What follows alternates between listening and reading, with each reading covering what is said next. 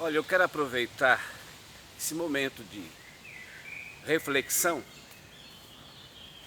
e orar ao Senhor. Ou seja, acabei de orar, mas eu quero agora agradecer por esse momento que eu tive aqui nesse bosque, e para mim isso é algo maravilhoso. Só ouvindo o canto dos pássaros e sentindo essa paz que só o Senhor pode nos conceder. Como Ele mesmo disse, a minha paz eu vos dou, não vou-la dou como o mundo vou-la dar.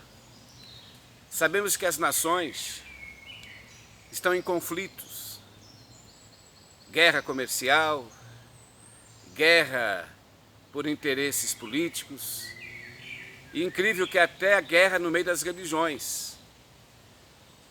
Eles matam em nome de Alá, fazem atentados terroristas, então não há paz no meio da sociedade. O nosso país, o Brasil, cada dia a violência se prolifera de uma maneira avassaladora. Ninguém entende ninguém. O feminicídio tornou-se uma febre no país. Quantas mulheres são assassinadas pelos seus próprios amantes ou maridos? E muitas dessas mulheres, com todo respeito, às vezes não se apegam a Deus, a sua palavra. Não tiram um momento para orar, para buscar a presença do Senhor. Eu me lembro que o João de Deus, lá de Abadiânia, em Goiás, ele estuprou 500 mulheres. Essas mulheres foram violentadas e estupradas porque não recorreram em primeiro plano à palavra de Deus. Foram lá buscar um homem corrupto, estuprador, mas não querem buscar aquele que salva e liberta. Deus permite que isso ocorra. Lendo a Bíblia, quando Israel não queria saber de Deus e negava a verdade, Deus permitia que os filisteus arrasassem com Israel e os levassem para o cativeiro.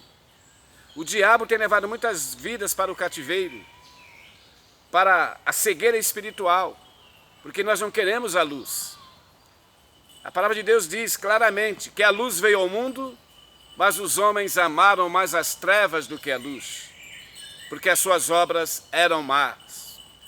Todo aquele que pratica o mal aborrece a luz e não se aproxima da luz, para que as suas vidas ou para que as suas obras não sejam reveladas. Mas a palavra de Deus revela. Por isso que a maioria tem indignação de ler a Bíblia ou de ouvir um pregador pregar o Evangelho, porque ela descobre as nossas, a nossa corrupção do coração, a malícia, a hipocrisia. Deus traz às claras. Paulo diz que a palavra de Deus é como uma espada de 2 fios, que penetra na divisão da alma, das juntas e medulas, e é apta para discernir os pensamentos dos homens. Mas querendo ou não, um dia nós vamos ter um encontro com o Senhor. Porque em Romanos, Paulo diz, 14, o verso 10, Deus falando através da palavra diz assim: pela minha vida, diz o Senhor, que todo joelho se dobrará e que toda língua confessará que só Jesus Cristo é o Senhor. Eu confesso a Jesus desde os meus 24 anos de idade. Quando me dobrei naquela praia, lá no Rio de Janeiro, minha primeira experiência foi diante do oceano, do mar. E na solidão, dobrei o meu joelho e confessei que só Jesus podia me atender. E realmente Ele me atendeu. E atende a todos nós. Porque Ele disse: todo aquele que vem a mim, de maneira alguma eu lançarei fora. Mas a humanidade está lançando fora Jesus, que não quer a sua palavra. Diz que Ele veio para os seus e os seus não o receberam. Ora, se o povo de Israel, o povo judeu, que conhece toda a lei, conhece toda a história dos grandes feitos de Deus naquela época e não creem, não recebem, imagine as nações que não conhecem o Senhor. O nosso país, o Brasil, recebe pregadores como Cláudio Duarte, esse facínora que faz do Evangelho piadas, imoralidade. Esse facínora é aceito pela maioria dos evangélicos, aceito pela maioria da sociedade, porque ele faz chacota com a palavra de Deus.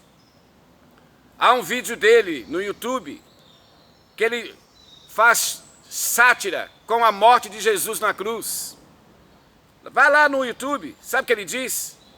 Jesus é muito esperto, porque ele diz para o Pai: Pai, eu vou lá na terra, vou me cuspir, vão me furar, vão me pôr uma coroa de espinho, eu vou lá, mas uma coisa eu não quero: casar, nem pensar. E o povo foi às gargalhadas. Silas Malafaia, a esposa dele, toda aquela cúpula de crentes carnais, dando gargalhadas com a piada que o senhor Cláudio Duarte fez em relação ao sacrifício de Jesus. Isso é uma blasfêmia. Esse homem, se não se converter, ele vai ser levado para as trevas da morte, a condenação eterna. A Bíblia diz: de Deus não se zomba, coisa horrível é cair nas mãos de um Deus vivo. Deus é amor, mas é um fogo consumidor. A maioria hoje não quer buscar a verdade. Há o rei, que é Jesus. A Bíblia diz que a luz veio ao mundo, mas os homens, como eu acabei de falar, amaram mais as trevas do que a luz. E Paulo também dizia que nos últimos dias o homem amaria mais a criatura do que o seu Criador, que é bendito e eterno. E é uma verdade. Principalmente no mundo religioso, no mundo gospel. As pessoas querem balada gospel. Se um pregador prega numa praça pública, sozinho, como eu gosto de pregar só, muita gente acha que ele é idiota, que ele está perdendo tempo e não dá um crédito. Inclusive pessoas que se dizem evangélicas. Mas coloca naquela mesma praça Aline Barros, Cassiane, Fernanda Blum, Thales Roberto, diante do trono, fazendo uma balada gospel, eles atrairiam mais de 2 milhões de pessoas, como na Marcha para Jesus. Para mim, aquilo ali não é marcha para Jesus, é marcha para o diabo.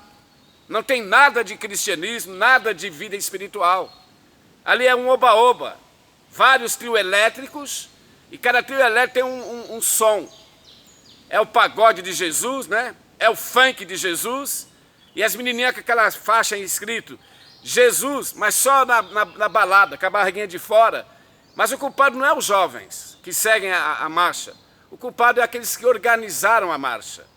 O senhor Esteve Hernandes, ele ganha muita grana em cima dessa marcha, ganha muita popularidade. Tanto é verdade que essa última marcha para Jesus, eu assisti na televisão, ele chamou lá para subir em cima do púlpito, ou do palco, onde estava o púlpito, o candidato a governo do estado de São Paulo, João Dória. E eu não culpo o senhor João Dória também, que ele é político, ele vai em qualquer lugar.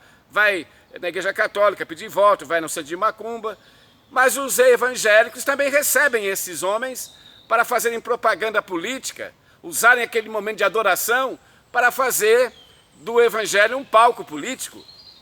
Queridos, quando chegou lá o João Dória e falou assim para o povo: a paz do Senhor, a multidão foi ao delírio, achando que um candidato a governador falando na paz do Senhor, ele fez um grande favor para o Senhor, como um homem hipócrita. Tem gente que, me lembro, na própria Igreja Renascer, quando o Paulo Maluf visitou a Igreja Renascer, que era lá na linha de Vasconcelos, está no jornal.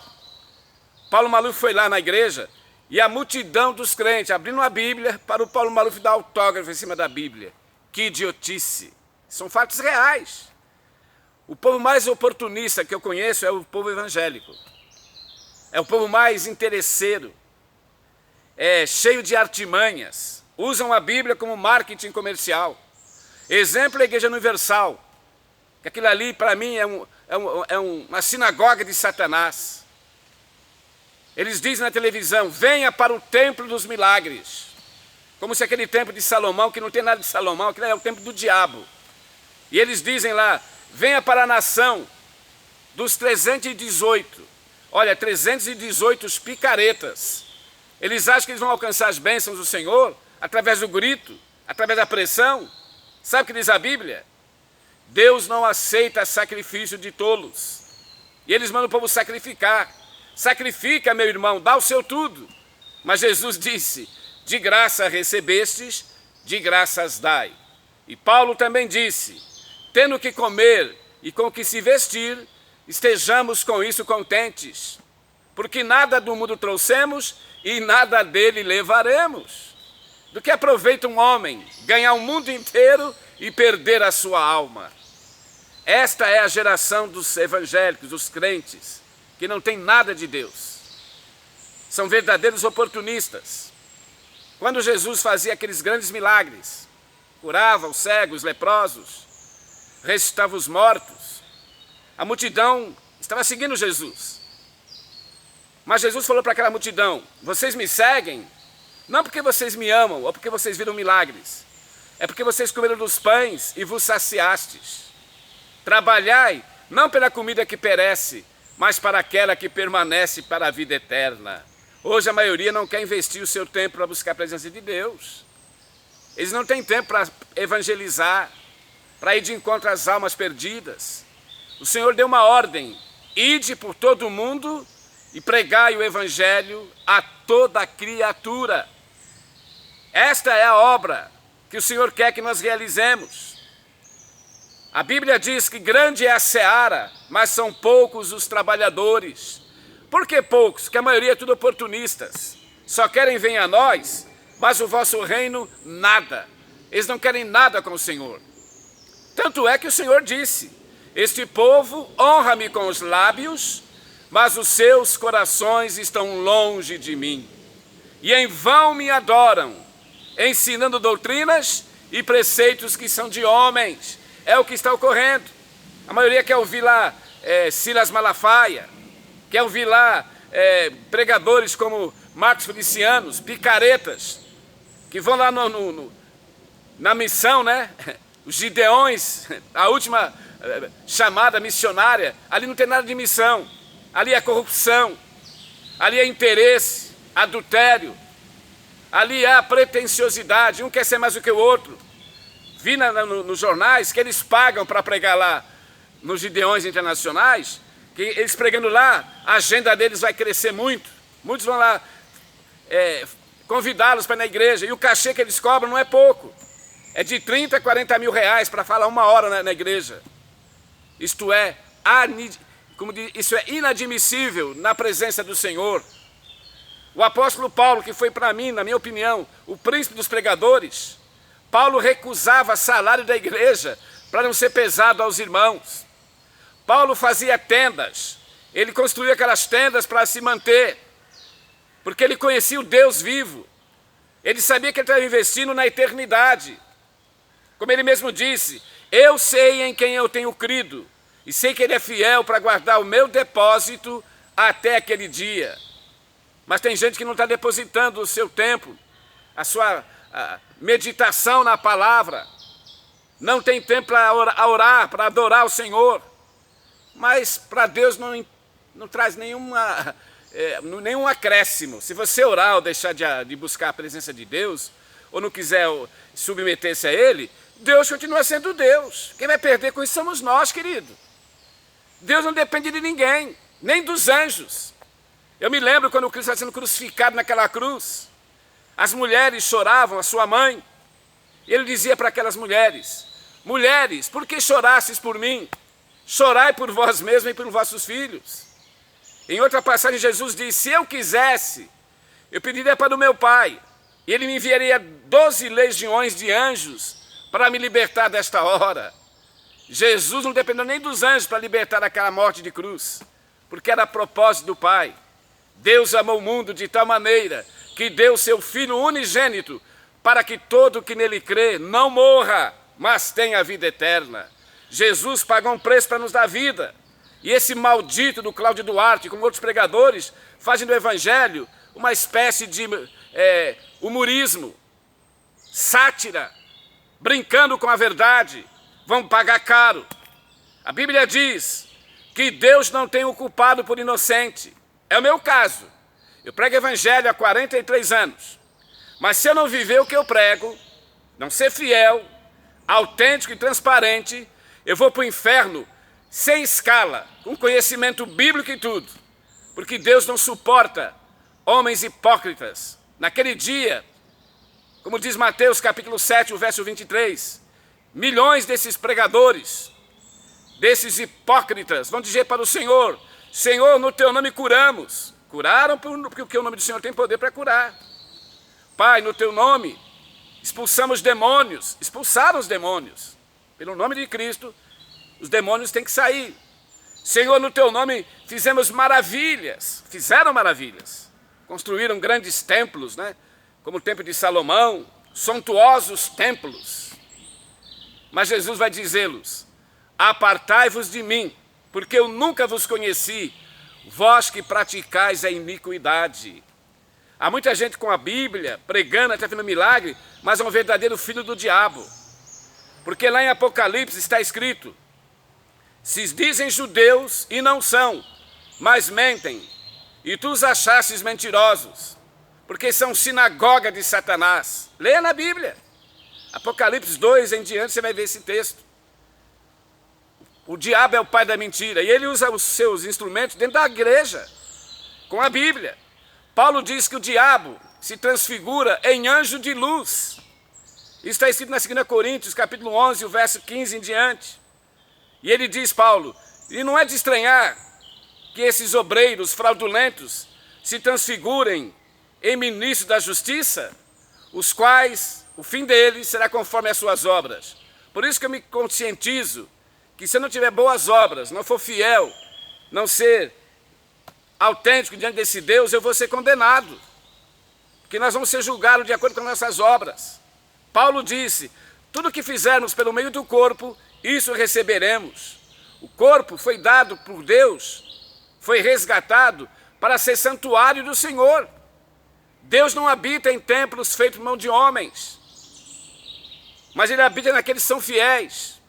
Lembra que Jesus disse: aquele que me ama, guarda a minha palavra, e quem guardar a minha palavra, o meu Pai o honrará, e viremos para Ele e faremos nele morada.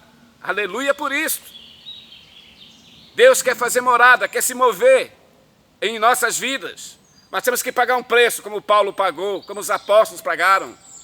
Estevão foi mutilado, isto é, apedrejado a sangue frio, por causa dessa palavra. Mas hoje tem pregadores que andam com segurança: não me toque, eu sou homem de Deus. Eles são homens do diabo. O homem de Deus foi Paulo, Tiago, João, André, Moisés, Daniel, que morreram pela causa do Senhor. Eram perseguidos, odiados. Eu quero ver esses cantores gospel cantarem como cantou Paulo e Silas na prisão, com as costas cheias de vergões, acorrentados, os pés e as mãos num tronco. E diz que era meia-noite. Eles oravam e cantavam louvores a Deus. Deus ouviu aquele louvor e respondeu com um grande terremoto. Quebrou-se as algemas e abriu-se os cárceres. É esse louvor que Deus quer ouvir da sua igreja. Mas isto é impossível se não tiver o poder do Espírito Santo nas nossas vidas. Paulo diz que quem não tem o Espírito do Senhor, esse tal não é dele. E não é mesmo. Porque para ser um verdadeiro adorador do Senhor, que o adorem em espírito e em verdade, é somente através do Espírito Santo. Até para a gente orar, clamar ao Senhor, como eu estou clamando aqui nesse bosque, em plena Paris, na França, é Deus que me move para vir até aqui. Porque se eu não tivesse essa luz, eu estaria agora fazendo um turismo, tirando fotos, visitando shoppings para comprar, fazer uma compra, né? Como a maioria quando viaja é para isso. Mas eu vim aqui, como eu vou para outros países, é para servir e adorar o Senhor. E eu não faço mais do que um dever e uma obrigação. Como Paulo disse: ai de mim se eu não pregar esse evangelho, porque a mim foi-me imposta esta obrigação. Eu tenho pregado aqui dentro dos metrôs de Paris. Saí do aeroporto Charles de Gaulle. A hora que eu peguei o trem para vir para o centro, eu comecei a pregar. Poucas palavras, que eu não falo francês, mas eu falo um pouco de inglês. E eles entendem o inglês, que são países do primeiro mundo, vizinhos, então eles têm que entender a língua de cada um. E eles ouviram com prazer. Eu dizia: excuse me. Eles olharam meio assustados, porque dentro do metrô, dentro dos trens, eles não têm esse hábito de alguém dialogar assim. Já vi gente pedindo esmola dentro dos trens e metrô aqui de Paris. Alguns imigrantes, né? Mas eu falei do evangelho e eles agradeciam. Eu dizia: excuse me. Um momento, please. Com licença, um momento, por favor. Read the Bible, because the gospel is power of God. Leia a Bíblia, porque o Evangelho é o poder de Deus. Your life is very special to Jesus. A sua vida é muito especial para Jesus. Open your hearts. Jesus Christ loves you. Abra o teu coração, Jesus Cristo te ama. E dizia mais, God bless you. Deus te abençoe. Eram poucas palavras, porque eu não tenho inglês fluente. Falo pouco. Tem gente que fala o inglês fluentemente, mas tem vergonha de abrir a boca dentro do metrô ou na rua. Eles falam bem francês, mas não pregam, porque Deus não lhes enviou. Ninguém pode falar que Jesus Cristo é o Senhor se não for pelo Espírito Santo. Um dia alguém falou para mim, ô Souza, essas palavras que você transmite no metrô aí para os ingleses, para os franceses, vai resolver? Só esses poucos versículos? Resolve, porque eu creio. Você que é inteligente, que às vezes me critica porque eu não falo inglês fluente, lembra de uma coisa. Aquele centurião romano, diante de Jesus, ele falou, Senhor, o meu criado está morrendo. Ele está nas últimas. E Jesus prontamente falou para aquele centurião romano, eu vou até a sua casa e darei saúde ao teu criado. E aquele centurião, humildemente falou, Senhor, eu não sou digno que tu entres debaixo dos meus telhados. Diga apenas uma palavra, e o meu servo será curado. Quando Jesus ouviu aquela declaração daquele centurião romano, que era uma autoridade, Cristo se impressionou com aquela atitude daquele centurião. E Jesus disse para todo mundo ouvir, nem em Israel encontrei tanta fé. Vai, o teu criado vive. A hora que o homem chegou lá na casa, o rapaz estava de pé, porque ele creu na palavra, uma palavra. Eu creio também quando você semeia essa palavra, essa verdade, ela vai mudar corações. Talvez aqueles franceses ou ingleses nunca leram a Bíblia com prazer. Quando você fala Jesus loves you, read the Bible, vai despertar esse desejo de ler, querido. Você acha que não? Operando Deus, quem impedirá? Estamos aqui num bosque, numa floresta. Uma fagulha, se colocar aqui no verão principalmente, incendeia tudo isso aqui. Uma palavra para incendiar corações. Eu creio. Porque se não crescer eu ficaria calado, com vergonha. Eu tenho prazer de pregar essas palavras. Aonde quer que Deus me mandar. Dentro dos aviões, já preguei dentro de travessia de barco no Rio Amazonas, na Bahia, no Rio de Janeiro, aquela travessia Niterói, Rio de Janeiro, eu preguei muitas vezes. Não é para aparecer, viu, querido? Para me exibir. É necessidade. Porque eu sei que a alma precisa da palavra de Deus. As almas gemem para ouvir a verdade. Como dizia Paulo, como ouvirão se não há quem pregue? E como pregarão se Deus não lhes enviar? Se nós pregamos é porque o Senhor nos envia. Não é isso que ele falou? Ide pregar o Evangelho. Mas as pessoas não querem pregar. E eu também não quero só pregar. Eu quero viver o que eu estou pregando. Porque se eu não viver o que eu prego, eu vou ser condenado também. E pregar de graça. Não é estipular quanto vão me pagar para me pregar. Eu preguei ontem aqui em Paris, 2 igrejas. A igreja que fica no centro, na Praça da República, que eles falam Place des Républicains. O pastor que me conhece há mais de 37 anos, eu sou amigo da família, pastor Paulo Libório, e a sua esposa, pastora Elaine, os seus filhos Carol e o Gabriel, moram mais de 15 anos, quase 20 anos aqui em Paris. E todas as vezes que eu venho para a Europa, eles me têm o prazer de me receberem. Souza, você vai pregar essa noite. Quando teve o aniversário da igreja, em 2005, eu fui convidado para pregar o Evangelho no aniversário da igreja Pão da Vida, que fica em Paris. Por que tudo isso? Porque Deus nos dá essa abertura. Se eu fosse depender de igrejas do Brasil, eu não estaria aqui. Mas se eu venho e viajo para esse país, para esse mundo afora, é com os meus recursos. A passagem para mim agora esse ano, eu estou pagando ela. E são passagens caríssimas. Você sabe disso. Mas eu não recorri a pastor, nem a igreja. Eu recorri a alguns irmãos que me conhecem há muitos anos no meu ministério de pregar nas ruas, nas praças, E esses irmãos, Deus sabe aqueles que eu contactei. Não foi muito também, porque alguém pode achar que eu usei as redes sociais para ficar fazendo aquela propaganda falsa e enganosa. Ajuda o missionário. Não, eu teria vergonha de pedir alguma oferta para quem não me conhece e não sabe do meu ministério. Falei com irmãos fiéis, que me conhecem há muitos e muitos anos. E foi não poucos, viu? Não pensa que foram muitos, não. Deus é testemunha disso. Se eu estiver mentindo, Deus pode me castigar aqui ou me repreender. Eu quero apenas o suficiente. É claro que R$100 que eles estão me depositando, agradeço a Deus, para pagar minhas dívidas no Brasil. Eu tenho conta de água, conta de luz. Eu tenho que pagar as alimentações que eu tenho. Eu moro com a minha mãe. Tem um meu irmão, o Marcos. Ele também luta para manter a casa. Nós temos que pagar todas as despesas. E você sabe que se não tiver um equilíbrio financeiro, você pode dar mau testemunho. Mas queremos estar com tudo em dia. Agora eu quero agradecer a Remar, o pastor Nuno, o pastor João Oliva, me deram todo o apoio aqui na Remar. Aqui eu tenho uma casa onde eu possa dormir, ter minha alimentação, café da manhã. E eles me honraram de uma maneira tão grande que eu até chorei de emoção, de eles me deram essa receptividade. Inclusive o pastor Nuno falou: Souza, aqui está as chaves da casa, você entra a hora que você quiser. Me deram as chaves. E é uma casa muito boa, estruturada. Isso não é a bênção de Deus? Eu quero mais o quê? Vou fazer comércio da palavra? Quando você é fiel, Deus abre as portas.